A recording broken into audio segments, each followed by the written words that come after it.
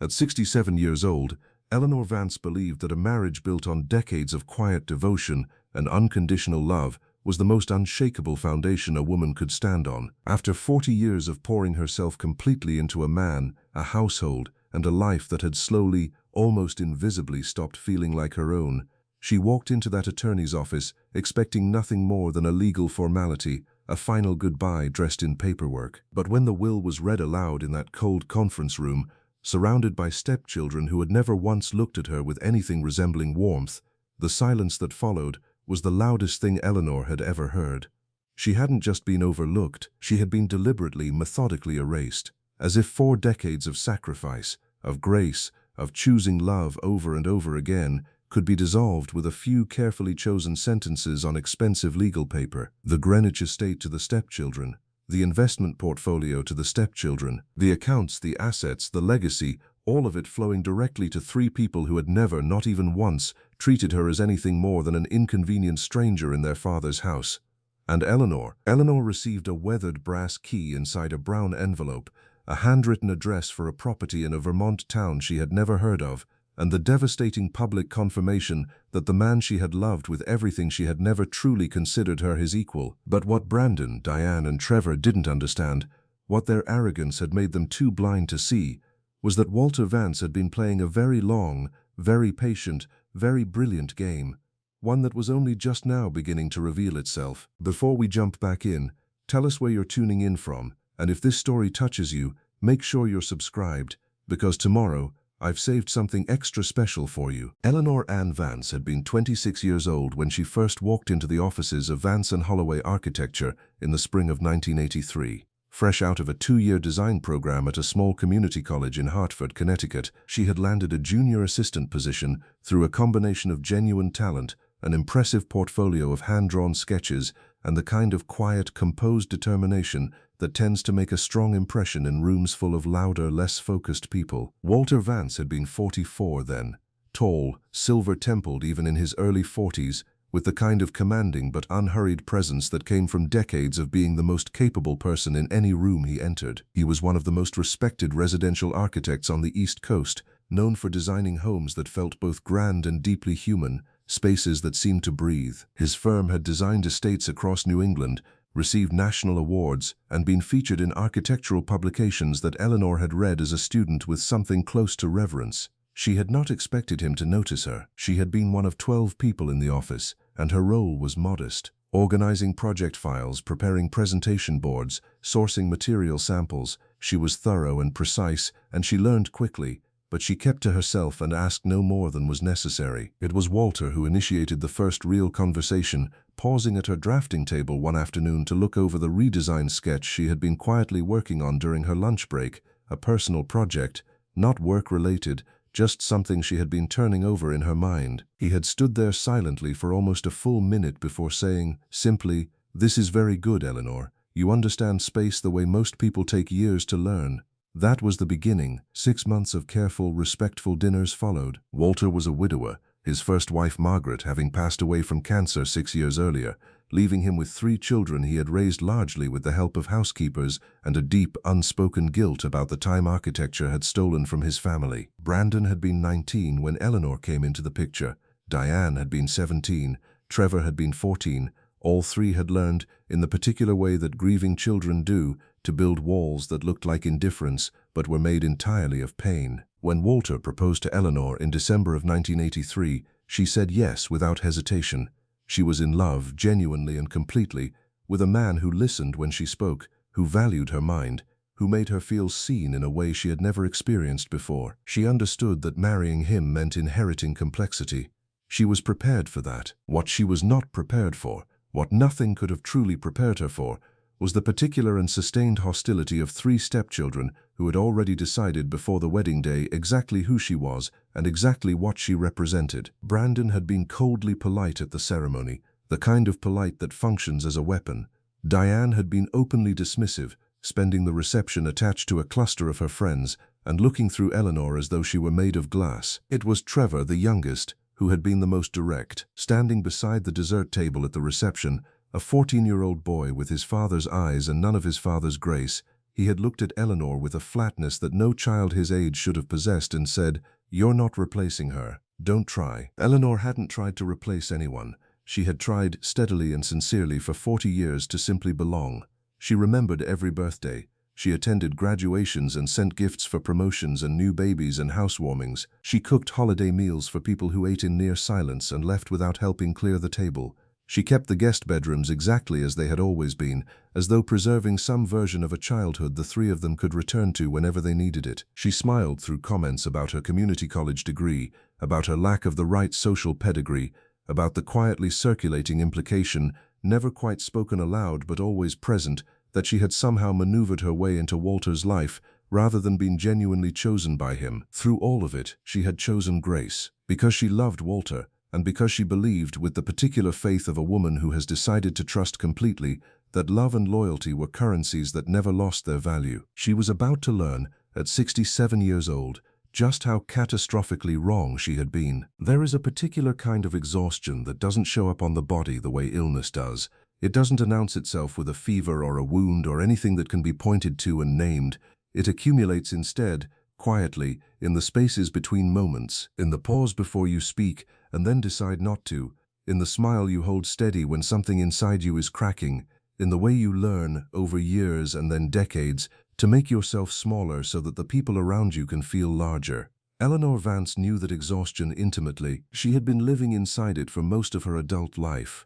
The Greenwich estate that Walter had owned long before their marriage was a magnificent federal-style home on 2.5 acres in one of Connecticut's most sought-after neighborhoods. 8 bedrooms, formal gardens, a carriage house that had been converted into Walter's private studio, and the kind of bones that architectural people recognized immediately as irreplaceable. Eleanor had walked into that house as a bride in the spring of 1984 and spent the next 4 decades making it run with a precision and warmth that Walter's colleagues and clients consistently marveled at. She managed the household staff, coordinated the seasonal maintenance that a property of that scale demanded, organized the dinner parties that were as much professional obligation as personal pleasure for a man of Walter's standing. She learned the names of every client's spouse, every colleague's child, every important birthday and anniversary in the social calendar that surrounded Walter's career. She was the reason his professional life looked effortless from the outside, the invisible infrastructure behind a very visible man. Walter had been kind to her in the way that private, emotionally contained men sometimes are. He provided generously. He never raised his voice. He remembered her birthday and their anniversary without being reminded, and he brought her flowers from the garden on Sunday mornings with a regularity that felt, in its own quiet way, like love. But there was always a door inside him that remained closed, a room he did not invite her into. She had learned early in their marriage not to knock on it too insistently. He maintained a separate study in the carriage house that was understood to be his alone.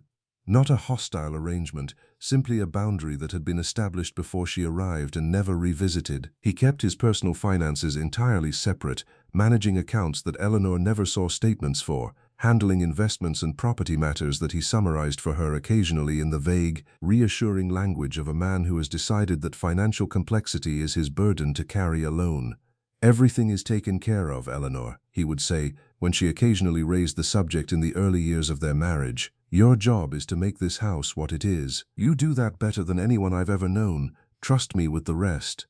And she had trusted him, completely, without reservation, the way you trust someone when love and habit have become so intertwined that questioning one feels like betraying the other. Walter also traveled frequently. Architecture took him to client sites across New England, to design conferences, to consultations that sometimes stretched over several days. But once a month, with a consistency that Eleanor noticed but never directly questioned, he took a personal trip alone, sometimes a weekend, sometimes 3 or 4 days. He described these trips as time he needed to decompress, to think, to step away from the professional performance that his career demanded. "I need space to remember who I am beneath all of this," he told her once, early on. "Surely you understand that of all people." And she had nodded, because she did understand solitude, and because she trusted him, and because 40 years of marriage teaches you which questions to ask and which ones to let rest. The stepchildren remained the sharpest and most consistent source of pain throughout those 4 decades. Brandon, who became a financial consultant in Boston, maintained a surface-level civility that never once warmed into anything genuine. He called on Walter's birthday and at Christmas, visited perhaps twice a year, and treated Eleanor with the distant, mildly contemptuous politeness of someone managing an irritant they have decided is beneath direct confrontation. Diane was the most openly hostile, though she had refined her hostility over the years into something that could pass as sophistication. She had a talent for the precisely worded comment that left a bruise without technically crossing a line. "Eleanor, you always make such effort with the table settings," she said once at Thanksgiving, her tone calibrated perfectly between compliment and condescension. "It's so charming how much you care about those kinds of things." Eleanor had smiled and refilled Diane's wine glass and said nothing. Trevor had softened slightly as he aged, the raw anger of his adolescence giving way to something more like indifference. He was the only one who occasionally addressed Eleanor as though she were a full person rather than a fixture, but even he never went further than that. He never defended her, never acknowledged what she contributed, never pushed back when his siblings made their feelings clear. Through all of it, Eleanor had remained constant. She had shown up, again and again, for people who never once showed up for her. She had cooked the meals and hosted the holidays and kept the peace and swallowed the hurt because she loved Walter and because she believed, right up until the very end, that love and loyalty were currencies that never lost their value. She was about to discover, in the most devastating way imaginable, exactly what those currencies had purchased her. Walter Vance died on a Wednesday morning in early October, 3 weeks before what would have been his 85th birthday.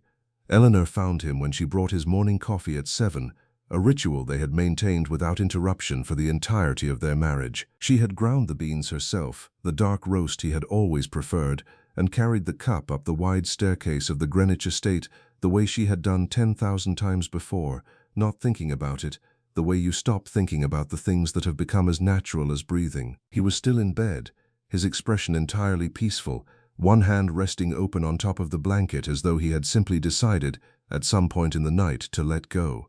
The doctor who came confirmed it within the hour. A massive cardiac event, instantaneous, no suffering. He would not have known it was happening. Eleanor stood at the foot of the bed for a long time after the doctor left, holding the coffee cup she had never set down, the steam long since gone, the coffee cold. She waited for the grief to arrive in the form she expected it, the collapse, the tears, the overwhelming wave of loss. What came instead was something harder to name, a vast, suspended stillness, as though the world had paused mid-breath and was waiting to see what she would do next. The shock was there, certainly. Beneath the shock, something else moved, something she couldn't quite look at directly, a question she wasn't ready to ask herself about what exactly she had lost, and what, if anything, she had been holding on to all these years. She called Brandon first, as she knew Walter would have wanted, then Diane, then Trevor. Each conversation was brief and practical.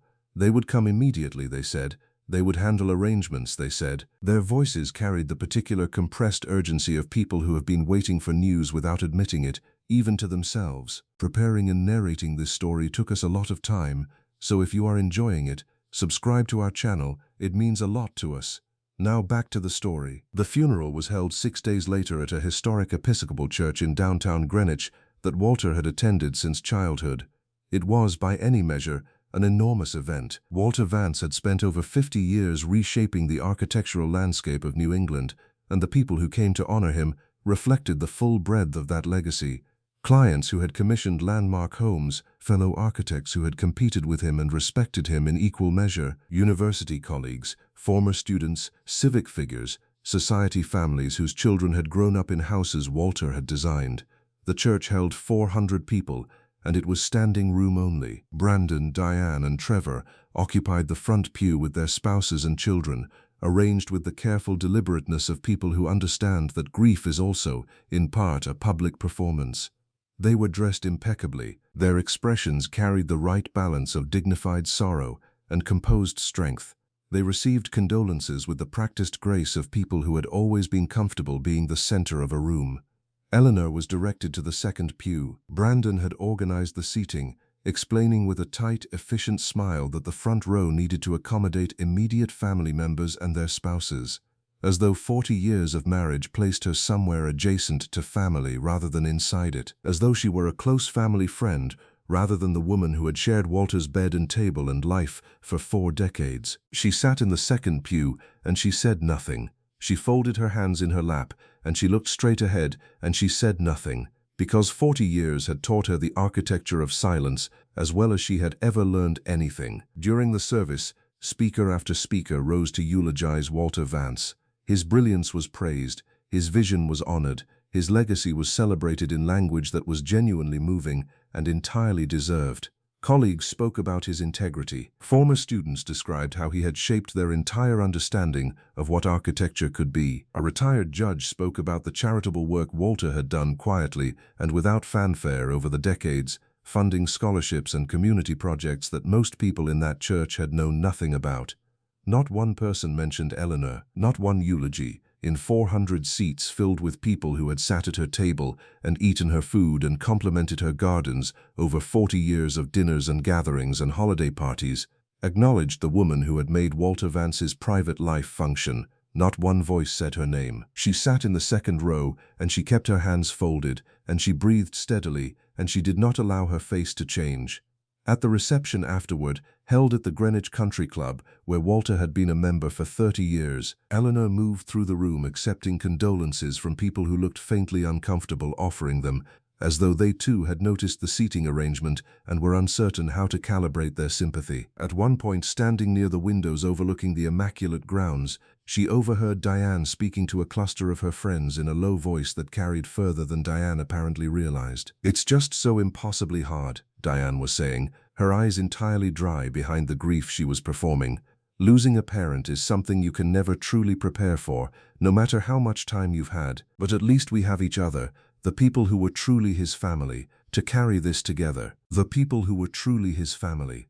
Eleanor set her glass down carefully on a nearby tray, straightened her jacket, and walked to the other side of the room. She did not cry. She was not ready to cry yet.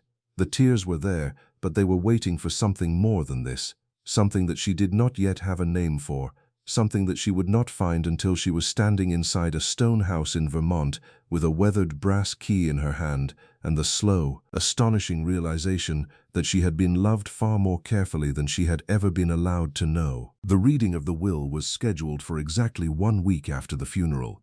It was held at the downtown Hartford offices of Robert Ashby, the estate attorney who had managed Walter's affairs for the better part of 25 years. Eleanor had met Robert on several occasions over the years, at dinner parties, at firm events, at the kind of social gatherings that populated the edges of a successful architect's professional life. He was a careful, measured man in his early 60s, silver-haired, with the deliberate, unhurried manner of someone who had spent a career delivering news that people were rarely fully prepared to receive. Eleanor dressed that morning with the same quiet precision she brought to everything. A simple charcoal wool dress, her pearl earrings, the ones Walter had given her on their 20th anniversary, her white hair pinned back the way she had worn it for years, the way that Walter had always said suited her. Her hands trembled slightly as she drove the 40 minutes into Hartford, but she told herself there was no rational reason for the feeling gathering in her chest.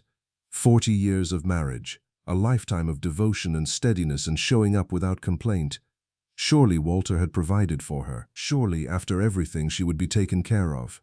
The conference room at Ashby & Partners was large and formally furnished, with a long mahogany table and tall windows that let in the flat, grey October light. Brandon, Diane, and Trevor arrived together in Brandon's silver Range Rover, accompanied by an attorney of their own, a sharp-faced younger man in an expensive suit who carried a leather briefcase and said nothing but observed everything. The three of them arranged themselves on one side of the conference table with the coordinated ease of people who had clearly discussed this moment in advance.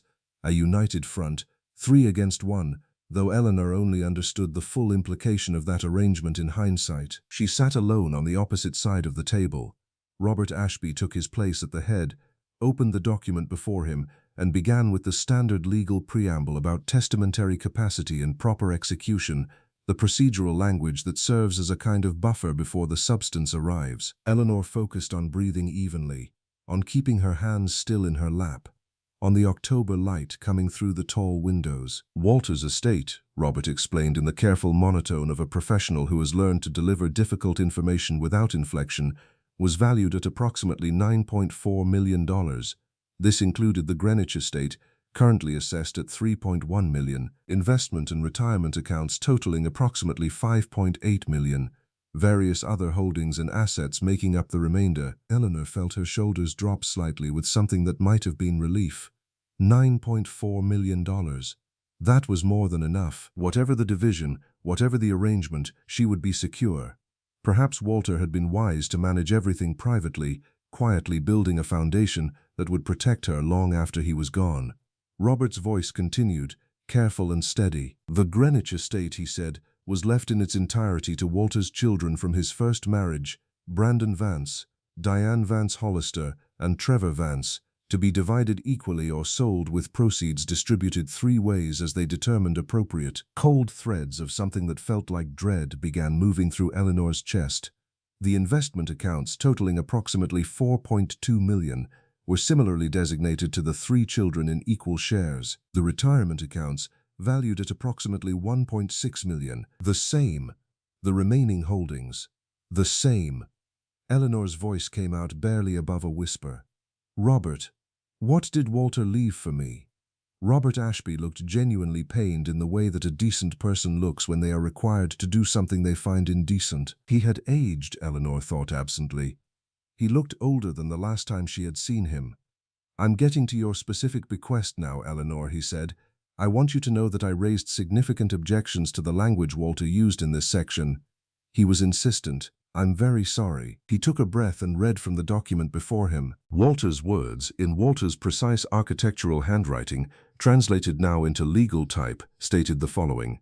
That Eleanor Ann Vance had lived comfortably at his expense for 40 years, wanting for nothing in the way of material provision, that she had benefited from his wealth, his home, his professional standing, and a lifestyle that far exceeded what her own background and qualifications would have made available to her, that this represented more than adequate compensation for the companionship and domestic management she had provided over the course of their marriage. Each word arrived like something physical.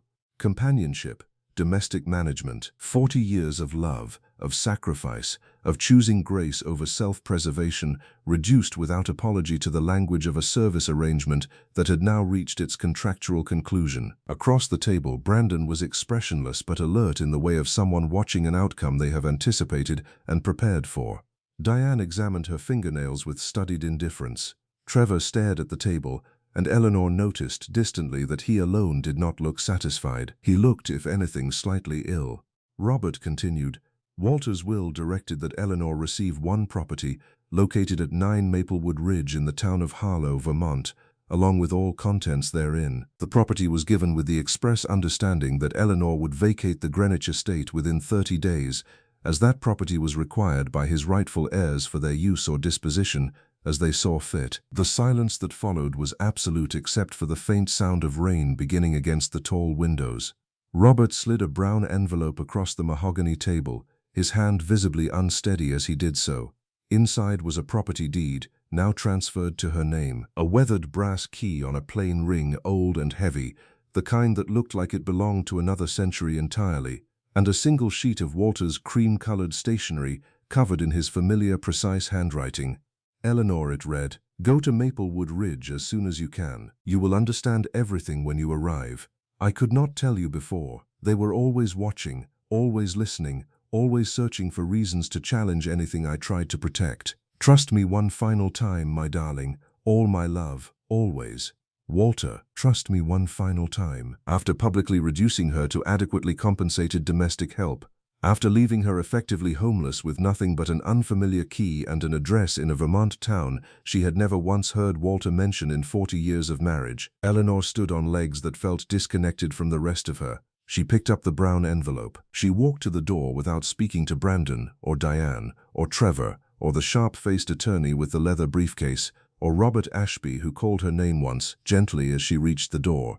Eleanor, please call me if you need anything. I mean that sincerely. She nodded without turning around and walked out into the corridor, and then through the lobby, and then out into the October rain, and she sat in her car in the parking garage for a very long time before she was able to start the engine and drive away. The 30 days that followed were a precise and unhurried education in what entitlement looks like when it no longer needs to pretend. Brandon, Diane, and Trevor had spent 4 decades maintaining a thin veneer of civility, the kind that exists not out of genuine decency, but out of strategic calculation, because Walter was alive and watching and still held the keys to everything they believed they deserved.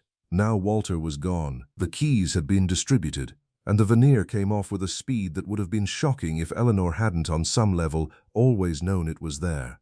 They arrived at the Greenwich estate 3 days after the will reading, not to visit, not to grieve together in the house where their father had lived his adult life. They arrived with a real estate agent, an interior designer, and a contractor, moving through the rooms with measuring tapes and digital cameras and the brisk, transactional energy of people executing a project plan. Eleanor was in the kitchen when they came through the front door without knocking, using the key Brandon had apparently already had made, and she stood at the counter and listened to the sound of her life being assessed and redistributed room by room. She heard the contractor in the front hallway discussing load-bearing walls. She heard the interior designer in the living room talking about flow and natural light and the visual weight of the built-in bookshelves that Eleanor had spent months selecting with Walter 30 years ago. She heard Diane in the dining room telling the real estate agent that the wallpaper was dated and would need to come down immediately before any staging could begin. That wallpaper had been chosen from a sample book Eleanor had carried home on 3 separate trips to a specialty shop in New Haven. She had held those samples against the afternoon light in this room for an entire afternoon before deciding. Diane dismissed it in 11 words. They moved through the house as though Eleanor were not in it. Not with hostility, which would at least have required acknowledging her presence, with something more complete than hostility, with total seamless invisibility. She was furniture. She was part of the background. She was an object that happened to be occupying space that was now in the process of being repurposed. One afternoon, Eleanor was sitting in the sunroom reading when Brandon walked through with the contractor to examine the glass ceiling panels, standing perhaps 4 feet from her chair and discussing replacement costs and structural assessments in full, unhurried detail. Neither of them glanced in her direction. The contractor's pencil scratched numbers onto a notepad. Brandon nodded and asked questions. Eleanor turned a page she hadn't actually read and reminded herself to keep breathing. The nights were when the fear arrived in its full, undiluted form. Eleanor would lie in the master bedroom which Brandon had informed her she could continue to occupy since the furniture needed to remain in place for staging photographs, and in the dark, the terror of what was coming would expand until it filled every corner of the room. She was 67 years old. She had not held a paying job since 1983. The last entry on any professional record she possessed was junior design assistant at an architectural firm that had since changed its name twice and absorbed into a larger company. Who would hire her? What could she possibly offer? The design world she had known was 40 years gone. She had no savings of her own, no separate accounts, no financial identity that existed independently of Walter. The Harlow property was almost certainly exactly what Diane had implied during a phone call Eleanor had overheard on day 8, when Diane told someone on the other end of the line that her father had left his wife a crumbling old pile in the middle of nowhere, Vermont, that wouldn't fetch $80,000 in the current market. Even if she sold it immediately, that money would not sustain her for long. Not at the cost of living she had known, not at 67 with no income and no professional future. The arithmetic was terrifying no matter how she arranged it. On day 19, Eleanor was washing dishes after dinner when she heard Brandon and Diane talking in the adjoining room. They either didn't realize she could hear them or had stopped caring about the distinction. "I still can't believe he left her anything at all," Diane was saying, her voice carrying the relaxed, unguarded quality it only ever had when she thought the right audience was listening. After everything he provided for her all those years, the woman was a secretary, Brandon. She was his secretary. "She was his wife for 40 years, Brandon replied, though his tone made clear this was an observation rather than a defense. "A wife he kept extremely well," Diane said. "That house, those clothes, that life. She should be grateful she's walking away with anything. Most women her age with no qualifications and no family end up entirely dependent on the state. At least she'll have a little something to sell in Vermont, enough to keep her out of a shelter for a few years anyway." There was a pause, and then laughter, easy and untroubled, the laughter of people who have never once had to calculate whether they would be able to afford to eat. Eleanor stood at the sink with soapy water going cold around her hands, and she held the edge of the counter and she did not move for a very long time. On the morning of day 30, Eleanor rose before dawn. She walked through every room of the Greenwich estate one final time, slowly and deliberately, the way you move through a place when you are committing it to memory rather than saying goodbye to it. She felt less than she had expected to feel. The formal dining room where she had hosted hundreds of dinners was just a room. The garden was the only place that hurt, standing among the roses she had planted that first hopeful spring, the structured beds she had designed to carry color from April through November, knowing that within weeks they would be torn out by landscapers who would never know the woman who had spent 20 years making them bloom. At 9 o'clock, Trevor arrived alone. Without Brandon or Diane, he stood in the front hallway while Eleanor brought the last of her boxes to the car, and for a moment he looked like he wanted to say something, the words visible somewhere behind his eyes, unformed and retreating. He didn't say them. He stepped aside to let her pass. Eleanor paused at the door, the brown envelope on top of the last box, the weathered brass key pressing through the paper. "I hope it was worth it, Trevor," she said quietly. "I genuinely do." She got in her car and drove north toward Vermont and whatever was waiting for her at 9 Maplewood Ridge, and she did not look in the rearview mirror once. Eleanor had driven through Vermont before, on the edges of trips that had always been Walter's trips, his client visits, his conference weekends, his architectural pilgrimages to historic properties that he wanted to study firsthand. She had sat in the passenger seat on those occasions and watched the landscape move past the window with the appreciative but uncommitted attention of someone experiencing a place that belongs to someone else's purpose. Vermont had always been Walter's backdrop. She had never had a reason to arrive there on her own terms. She had one now. She left Greenwich at 9:15 on a Tuesday morning in early November, her car loaded with 3 suitcases, 2 carefully packed boxes of personal belongings, and the brown envelope on the passenger seat beside her like a traveling companion she wasn't sure she could trust. The sky was low and white, the particular flat November sky of New England that carries the threat of weather without quite delivering it. The trees along the highway had lost most of their color. What remained was brown and rust and the occasional stubborn amber, the landscape stripped back to its structure, bare and honest in the way that late autumn always is. She had entered the address into her GPS the night before, 9 Maplewood Ridge, Harlow, Vermont. The system had found it without difficulty, which had surprised her. She had half expected a property as obscure as this one was supposed to be to exist beyond the reach of digital mapping. But there it was. 2 hours and 40 minutes, the GPS informed her cheerfully. Mostly highway, then a stretch of state road, then something that the system described only as a local route, which Eleanor had learned over decades of travel was GPS language for a road that would require her full attention and possibly her patience. She drove the first hour on autopilot, her mind moving through the events of the past 30 days with the compulsive repetition of a person trying to make sense of something that resists it. The will reading. Robert Ashby's pained expression, the sound of Brandon and Diane moving through the house she had maintained for 40 years, as though she were already gone.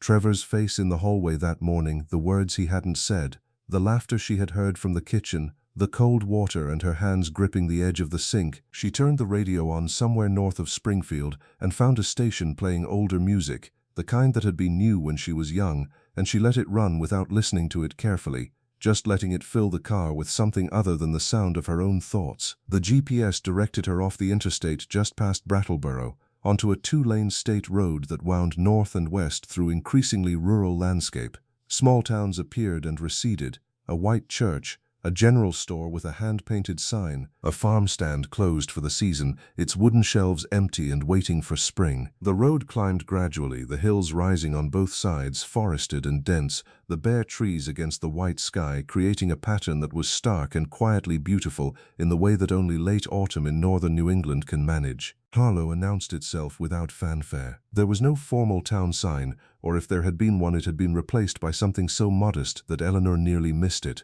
A green square post at the roadside with white lettering, Harlow, Vermont, population 1,140, established 1782, and then almost immediately the town itself gathered around a small common in the manner of the oldest New England settlements, as though the buildings had arranged themselves instinctively around a shared center. It was smaller than she had imagined, though she realized she hadn't formed a clear image of it before this moment. A general store with a deep-covered porch and window boxes that would hold flowers in warmer months, currently holding small evergreen arrangements that someone had put there with care. A diner with a hand-lettered chalkboard sign visible through the window. A post office that appeared to share its building with the local historical society. A white clapboard library that looked as though it had been built in the 1880s and maintained with genuine affection ever since. A hardware store, a small inn with a carved wooden sign swinging gently in the November wind, a white church with a steeple so perfectly proportioned that Eleanor, who had absorbed more architectural understanding than she had ever been formally credited for,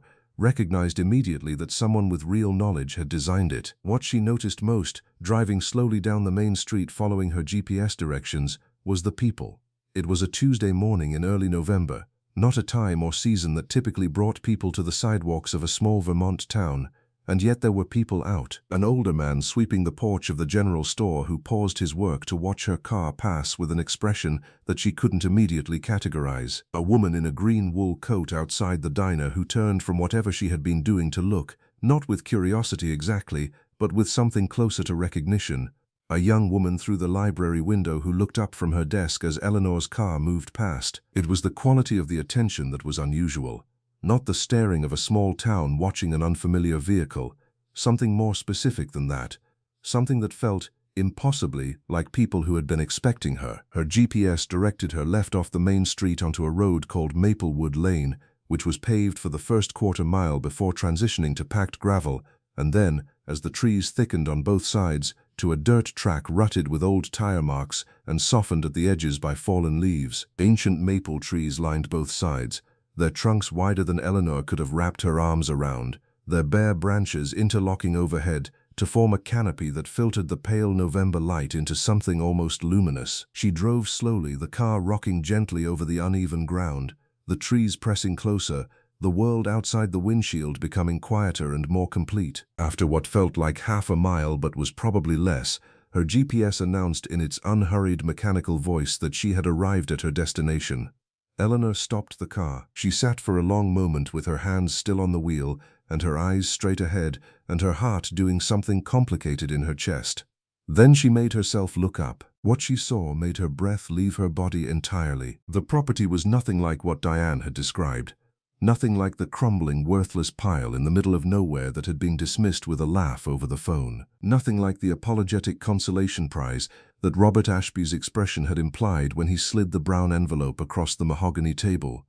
Nothing like anything Eleanor had prepared herself for during 2 hours and 40 minutes of anxious driving through the gray November landscape. The house sat in a wide clearing ringed by those enormous maple trees, which even stripped of their leaves in November had a grandeur that felt almost ceremonial, as though they had been standing in precisely this arrangement for centuries specifically to shelter what they surrounded. The structure itself was built from pale fieldstone, the kind quarried from Vermont hillsides in the early 1800s, mortared with extraordinary care, and darkened now to a soft silver gray that made it look as though it had grown from the landscape rather than been constructed on top of it.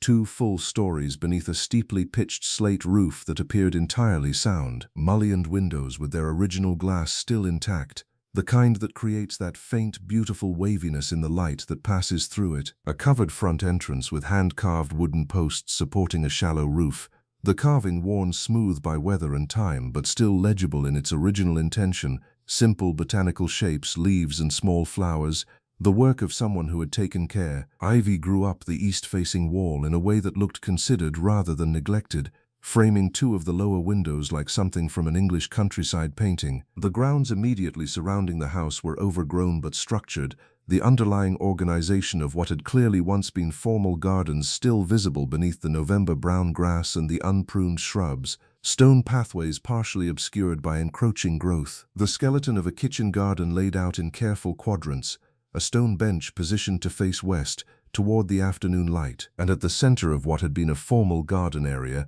a stone fountain, dry and silent now in November, but elegant in its proportions, its basin still clean, its carved central column intact. It was wild in the way that beloved things become wild when they are left alone for seasons at a time, not abandoned, resting, waiting.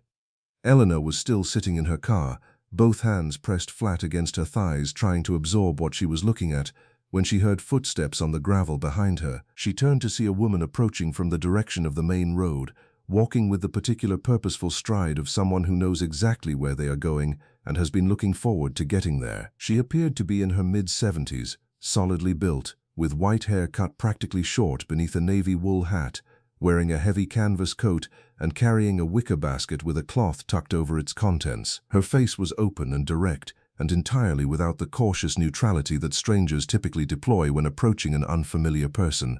Eleanor got out of the car on legs that felt slightly unreliable. "You're Eleanor," the woman said, stopping a few feet away. It was not a question. She said it the way you say the name of someone you have been expecting, with the quiet satisfaction of an anticipated thing finally arriving. "Yes," Eleanor managed. "How did you know that?" "We've been waiting for you," the woman said simply, as though this were the most natural sentence in the world. "Walter told us you'd come eventually after he passed, said to watch for a woman named Eleanor driving a dark blue sedan, probably looking like she wasn't entirely sure she was in the right place." She held out the basket. "Agnes Whitmore, I run the general store in town.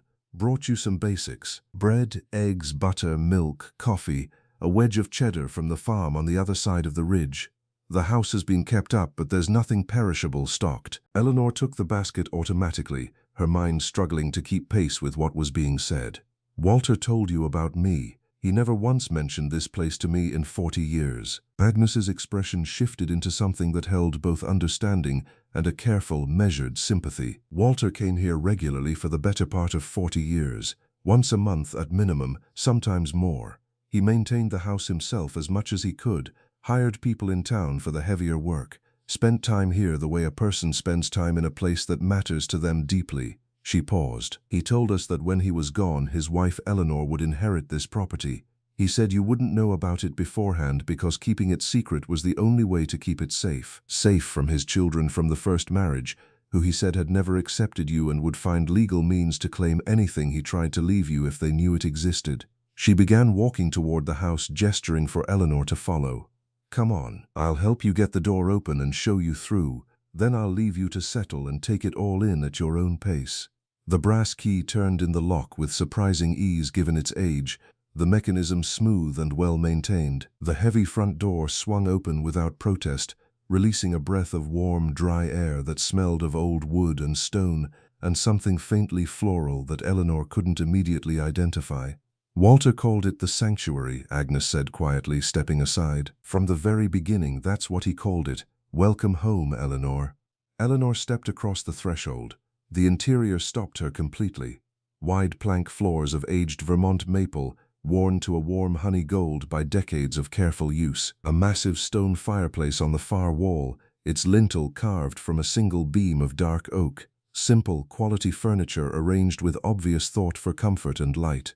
Built-in shelving filled with books, hand-woven rugs in muted, deep colors, the mullioned windows throwing their faintly wavered light across every surface in shifting, living patterns, and photographs, covering every available surface, arranged on shelves, positioned on tables, hung on walls with the density and intention of a curated exhibition. Photographs of Eleanor. Dozens and dozens of photographs of Eleanor, spanning 40 years, capturing her at every age and in every kind of ordinary moment.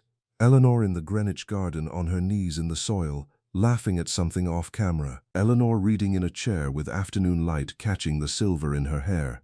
Eleanor at a dinner table, mid-sentence, animated and entirely herself. Eleanor sleeping on what she now recognized as the porch of this very house, though she had no memory of ever having been here. Eleanor young, and Eleanor older, and Eleanor in between, always unguarded, always caught in the act of simply being alive. "He loved you very much," Agnes said from behind her, her voice barely above a whisper. Anyone who ever came into this house understood that immediately. This was where he kept the truest version of himself, and the truest version of himself was completely devoted to you.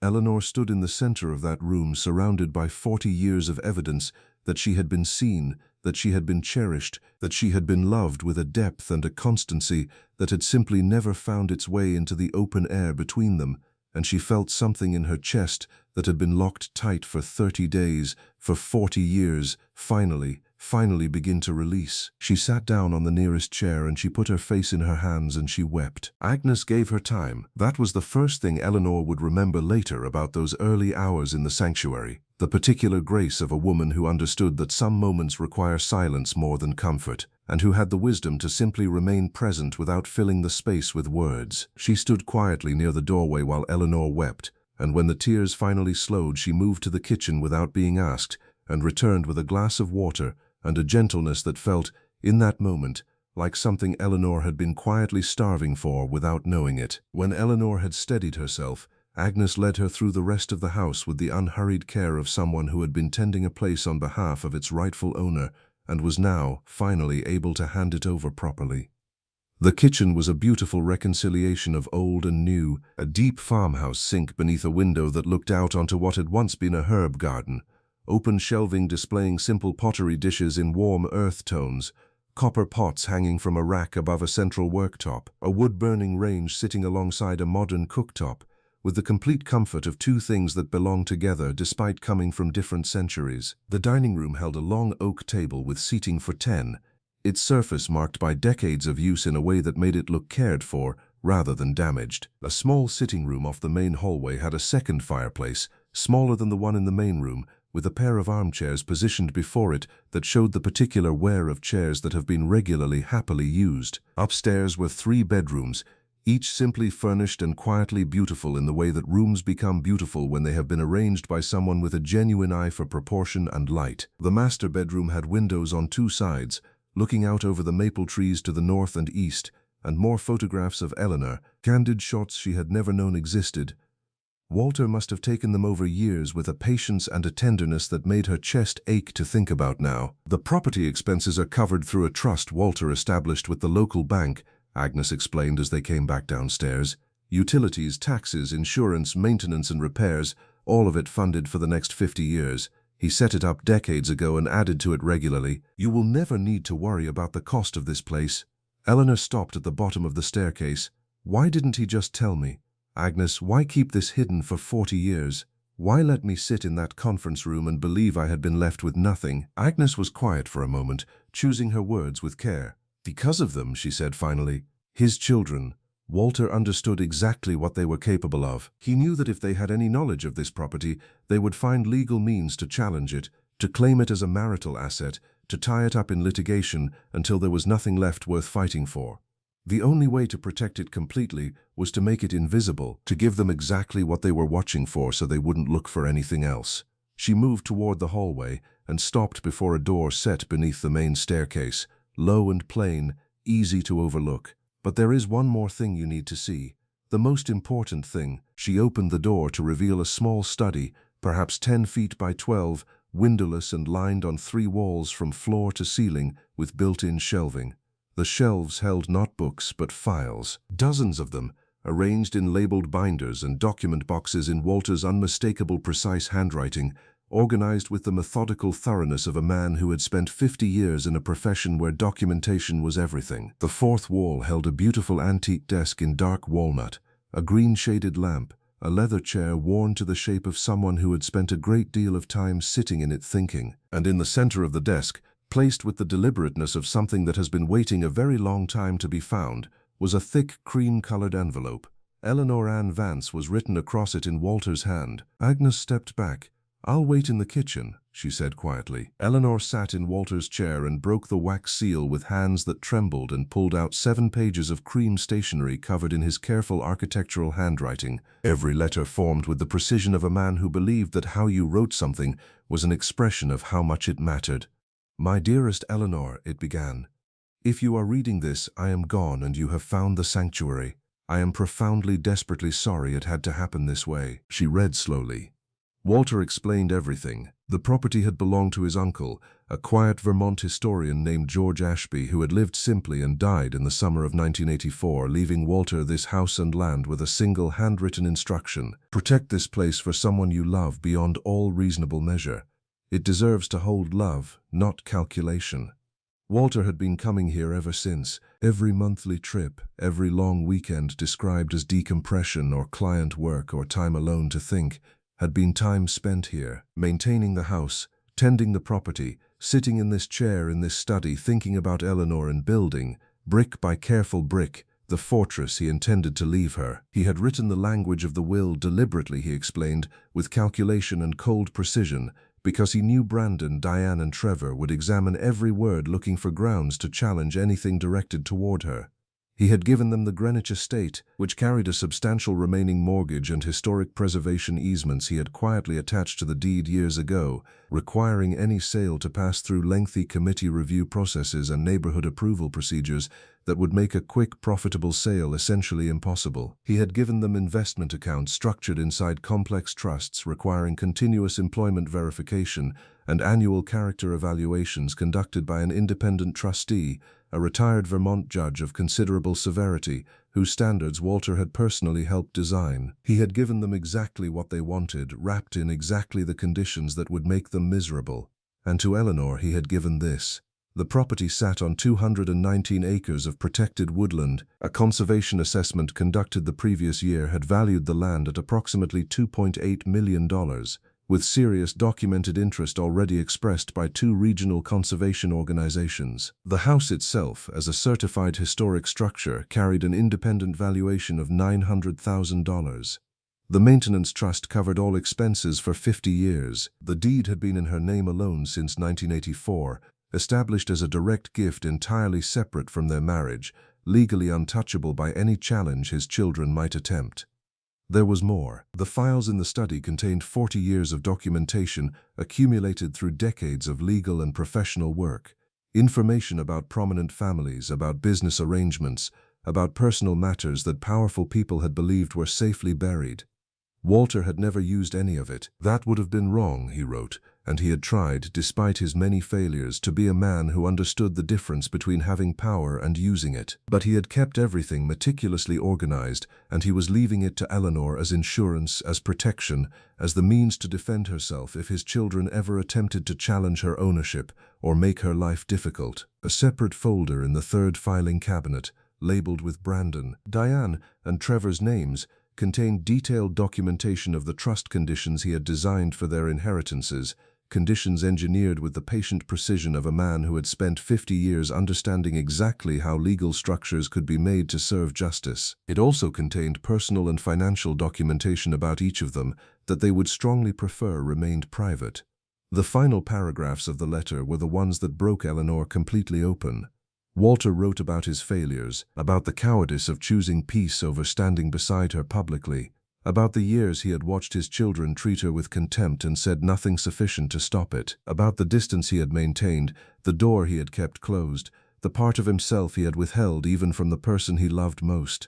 He wrote that he had failed her in life by being weak, and he hoped he had succeeded in death by being clever. He wrote that she had been the only genuinely real thing in a life that had otherwise been largely composed of performance, and that coming to this sanctuary every month for 40 years had been how he had kept himself honest, kept himself tethered to what actually mattered. He wrote near the end that she deserved someone braver, and then he wrote that he loved her beyond his ability to adequately express it, and that this house, this land, this carefully constructed fortress of protection was the truest and most complete thing he had ever built. Eleanor read the letter 3 times. Then she put it down on the desk and she sat in Walter's chair for a long time looking at the filing cabinets, at the shelves of documents, at the green-shaded lamp casting its warm circle of light across the desk's dark surface. Then, slowly, she began to laugh. The call from Robert Ashby came on a Thursday morning, 2.5 weeks after Eleanor had arrived in Harlow. She was in the kitchen making coffee,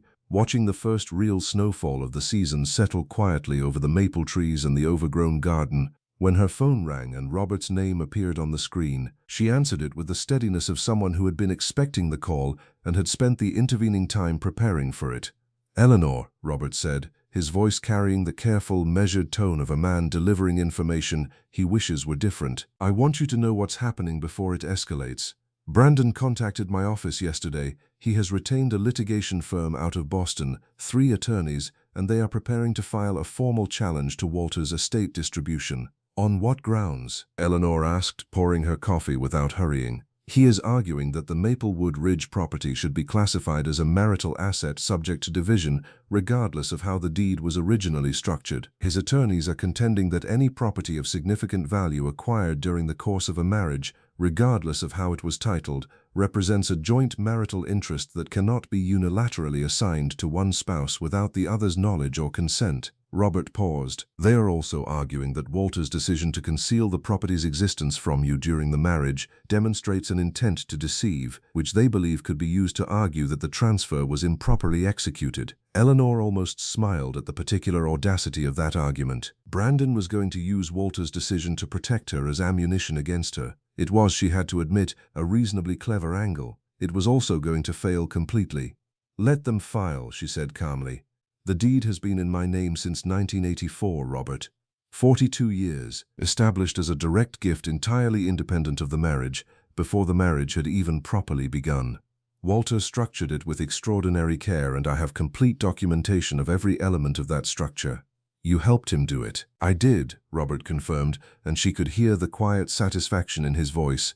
"I simply wanted you to be prepared. Brandon's attorneys are expensive and experienced, and they will make this as difficult and as prolonged as they possibly can. This could become genuinely unpleasant." "I have lived with unpleasant for 40 years, Eleanor said. "I think I can manage a little more." She hung up and stood at the kitchen window watching the snow, and she thought about what came next with the clear, unhurried focus of a woman who finally, for the first time in as long as she could remember, held all the cards. 12 days later, on a Saturday afternoon, a black Mercedes appeared at the end of the dirt track leading through the maple trees toward the sanctuary. Eleanor watched it from the upstairs window, moving slowly over the rutted ground, and she felt something settle in her chest like a foundation finding solid ground. She went downstairs, put the kettle on, and waited. Brandon, Diane, and Trevor got out of the car together and stood for a moment in the thin December light looking at the house. Eleanor watched their faces from behind the curtain of the front window and saw exactly what she had expected to see. The arrogant confidence they had brought with them from Greenwich encountering something it hadn't prepared for. The house was beautiful. The property was clearly substantial. The evidence in front of them bore no resemblance to the worthless, crumbling pile they had dismissed from a distance, and the recalculation happening behind their eyes was visible even from where Eleanor stood. She let them knock before she opened the door. "Hello, Brandon," she said pleasantly. "Diane, Trevor, would you like to come in?" She led them to the main sitting room and served tea in the beautiful pottery cups she had found in the kitchen, moving with the unhurried grace of a woman entirely at home in her own space. She had arranged the room deliberately before their arrival, ensuring that the photographs of herself on every wall were fully visible, the evidence of Walter's devotion unavoidable, inescapable, impossible to dismiss or minimize. She watched their eyes move across those photographs, and she said nothing, letting the room do its work. Brandon cleared his throat. "Peggy, we've come to discuss the situation regarding the property." "Eleanor," she said pleasantly. He blinked. "I'm sorry?" "My name is Eleanor. It has been Eleanor for 67 years. You've had 40 of them to learn it." She took a calm sip of her tea. "What situation did you want to discuss?" The slight flush that moved across Brandon's face was deeply satisfying. He recovered quickly, the way that people trained in financial negotiation recover from small discomforts. "We believe there has been a fundamental misunderstanding about the legal status of this property. Our attorneys have advised us that there are strong grounds to classify it as a marital asset subject to equal division among all of Father's heirs."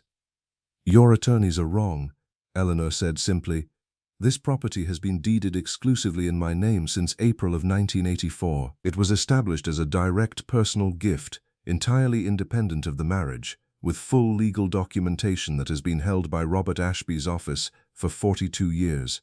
I have every document here. I have the original deed, the trust instruments, the establishment records, the complete legal history of this property going back to the moment Walter's uncle left it to him." She set her cup down with quiet precision. "You are welcome to take me to court. I welcome the opportunity to present that documentation before a judge." Diane's eyes had been moving around the room during this exchange, taking in the photographs, the quality of the furnishings, the evident value of what surrounded them. Now she leaned forward with the particular sharpness she deployed when she believed she had identified a vulnerability. "This property is worth considerably more than anyone realized when the will was written. Father clearly undervalued it deliberately to minimize what we received. That alone gives us legal standing to challenge the entire distribution." "Your father valued this property with complete accuracy," Eleanor said, "and he structured your inheritances with equal accuracy." She stood and walked to the study, returning with the thick folder she had prepared and setting it on the low table between them with the measured deliberateness of someone laying down a final hand. This folder contains detailed documentation of the trust conditions governing your inheritances, the conditions you are going to discover very shortly when you attempt to access the accounts you believe you won. She paused, letting that land. It also contains documentation of various personal and financial matters relating to each of you individually. Business dealings, financial arrangements, accounting practices. Your father spent 50 years as one of New England's most respected architects, and he documented everything he encountered with extraordinary thoroughness. He never used any of it. He was a better person than the situation perhaps required, but he left it all to me, with explicit written instruction that I was to use it if I ever needed to protect myself. The room was very quiet. Outside the windows, snow was beginning again, falling softly and steadily through the bare maple branches. Brandon's face had gone the color of old paper. Diane was completely still in a way that Eleanor had never seen her be still before. Trevor was looking at his hands. "Here is my offer," Eleanor said, and her voice was steady and clear and carried no anger, no bitterness, no trembling residue of the 40 years she had spent being invisible in rooms where people like these three had all the power. "It is the only offer I will make, and it will not be renegotiated. Walk away, accept the will exactly as it was written. Return to your lives with your complicated trusts and your historic estate and all its expensive legal encumbrances. Leave me in peace in my sanctuary. We never need to speak to each other or see each other again.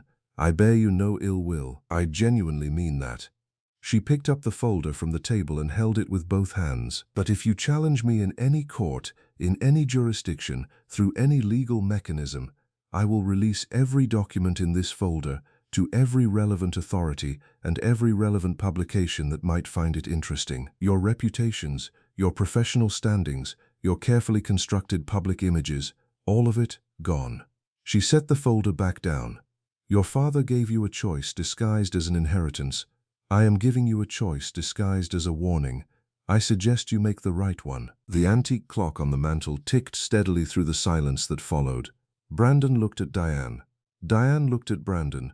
Something passed between them, wordless and conclusive. Trevor was still looking at his hands, and Eleanor noticed, with a clarity she hadn't expected, that he was the only one of the three who looked not angry or calculating, but simply ashamed. "We'll be in touch through our attorneys," Brandon said finally, his voice stripped of its earlier confidence, something careful and retreating in its place. "No," Eleanor said pleasantly, "you won't. We're done here." She stood and walked to the front door and held it open. The cold December air came in clean and sharp and entirely clarifying. One by one, without another word, they filed past her and out into the snow. She watched the black Mercedes navigate the dirt track back through the maple trees until its taillights disappeared. Then she closed the door, leaned her back against it, and let out a breath that felt like it had been held for 40 years. The legal challenge was formally withdrawn 11 days later.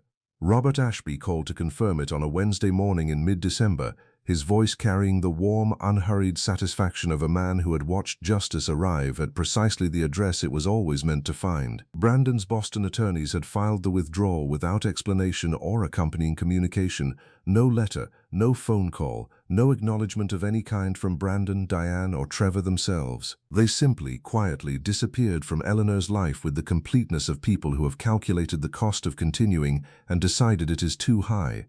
Robert also informed her, with considerably less satisfaction, that the siblings had begun discovering the true nature of their inheritances. The Greenwich estate had been listed immediately as planned, and the market response had been encouraging right up until the moment the historic preservation easements attached to the deed became apparent to potential buyers and their attorneys. The listing had been quietly withdrawn pending legal review. The substantial mortgage Walter had taken out against the property 2 years prior had surfaced shortly afterward, representing a financial obligation the three of them were now jointly responsible for regardless of whether the house sold. Brandon had called Robert's office twice in 1 week, his voice carrying an edge that Robert described, with careful professional neutrality, as somewhat strained. The trust conditions governing their investment accounts had proven to be exactly as restrictive and exactly as cleverly designed as Walter's letter had promised. Stephen's continuous employment verification requirement had immediately become complicated by the fact that he had been operating as a largely independent consultant for the past several years,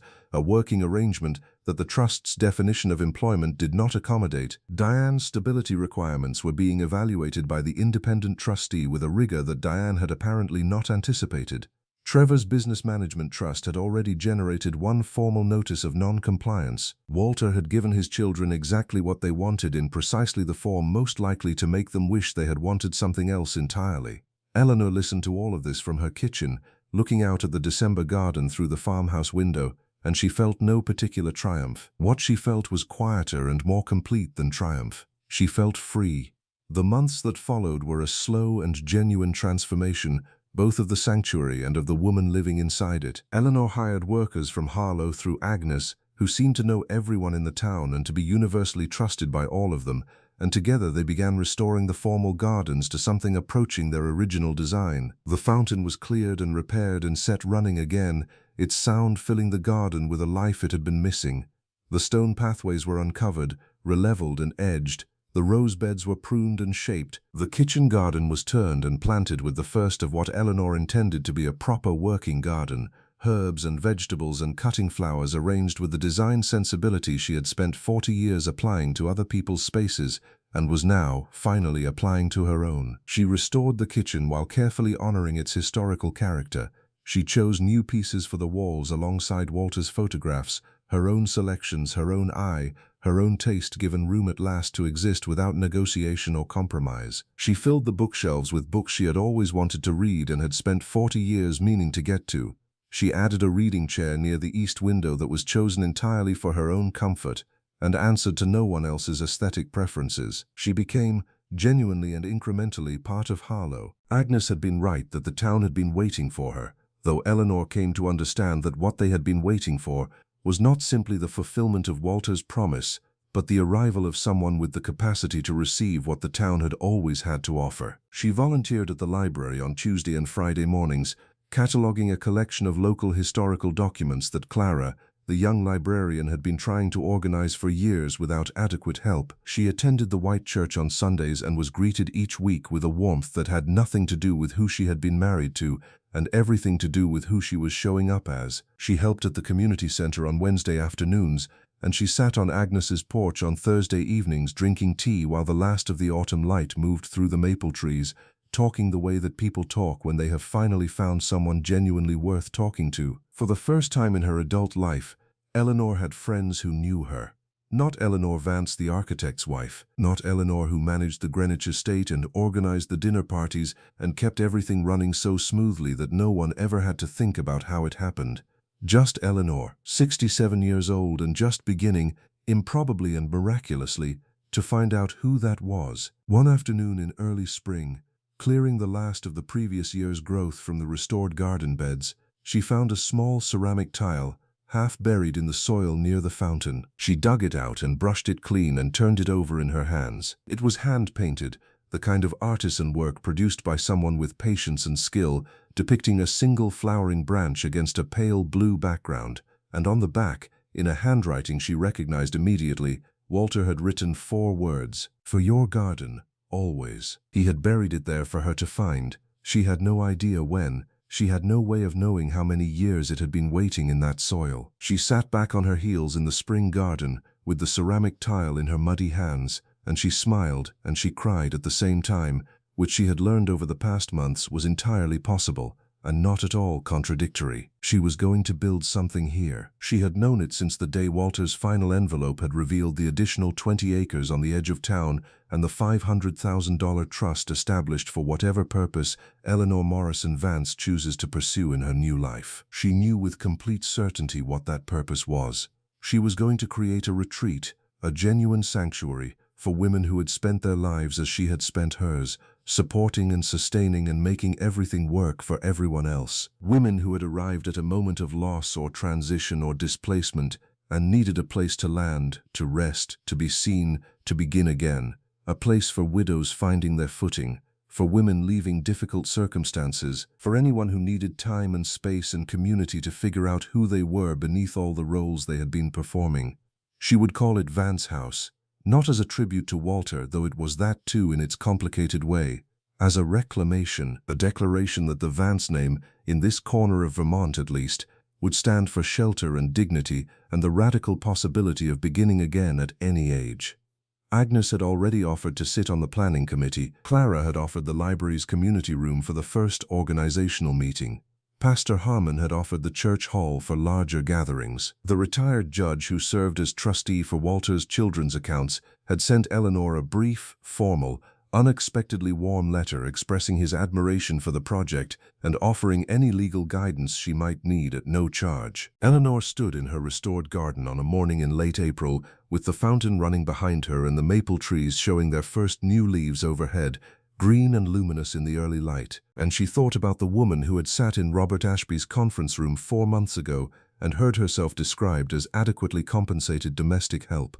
She thought about the 30 days of invisible cruelty, about the drive north through the November landscape with 3 suitcases and 2 boxes and a weathered brass key and no idea what was waiting for her, about stepping across the threshold of this house and seeing for the first time the full and private and completely unguarded evidence of how deeply she had been loved.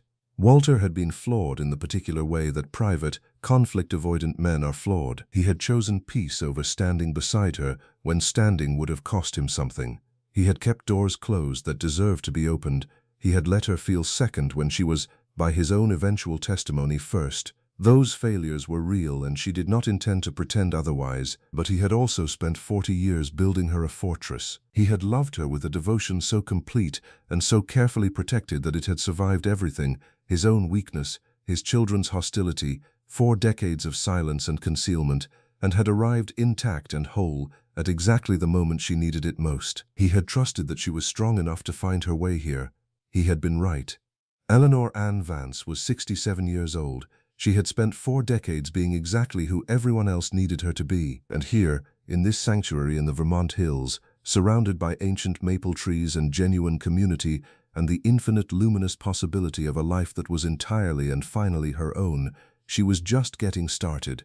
If Eleanor's journey moved something in you, if you have ever been made to feel invisible by the people who should have seen you most clearly, if you have ever stood at what felt like the end only to discover it was actually the beginning, leave 1 word in the comments that describes how you feel right now.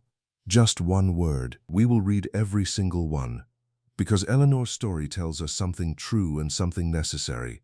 That love, when it is genuine, finds a way to protect what matters. That justice does not always arrive on schedule, but it always arrives at the right address. That the people who underestimate you because of your age, your background, your quiet grace, are making the most expensive mistake of their lives. And that it is never ever too late to walk through a door and find out who you were always meant to become. Share this story with someone who needs to hear it today. Someone who has been overlooked, discarded, or made to feel that their best years are behind them. Because together we know the truth. Dreams do not age, strength does not expire, and the most extraordinary chapters are sometimes the ones that begin when everything else has ended. Up next, you've got 2 more standout stories right on your screen. If this one hit the mark, you won't want to pass these up. Just click and check them out. And don't forget to subscribe and turn on the notification bell so you don't miss any upload from us.